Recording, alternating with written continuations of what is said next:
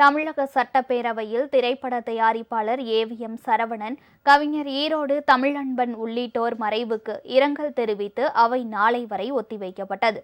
தமிழக சட்டப்பேரவையின் இந்த ஆண்டிற்கான முதல் கூட்டத்தொடர் நேற்று ஆளுநர் உரையுடன் தொடங்கியது.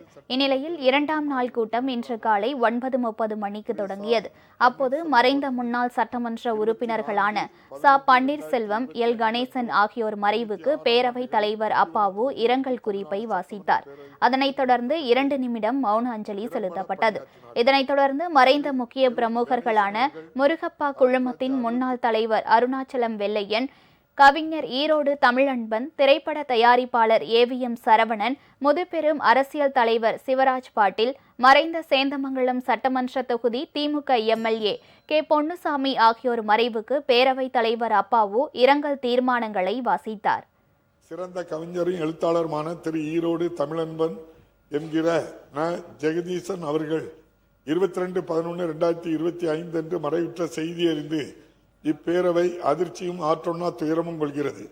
அன்னாரது மறைவால் அவரை இழந்து வாடும் அவர்தம் குடும்பத்தினர், தமிழறிஞர்கள் உள்ளிட்ட அனைவருக்கும் இப்பேரவை தனது ஆழ்ந்த இரங்கலையும் அனுதாபத்தையும் தெரிவித்துக் கொள்கிறது.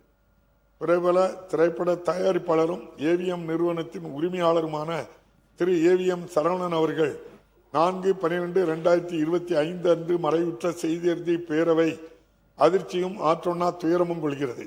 அன்னாரது மறைவால் அவரை இழந்து வாடும் அவர்தன் குடும்பத்தினருக்கும் தமிழ் திரையுலகத்தினர் உள்ளிட்ட அனைவருக்கும் இப்பேரவை தனது ஆழ்ந்த இரங்கலையும் அனுதாபத்தையும் தெரிவித்துக் கொள்கிறது.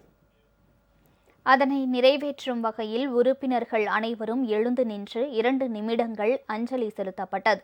இதனைத் தொடர்ந்து அவை நாளை வரை ஒத்திவைக்கப்படுவதாக பேரவைத் தலைவர் அப்பாவு அறிவித்தார்.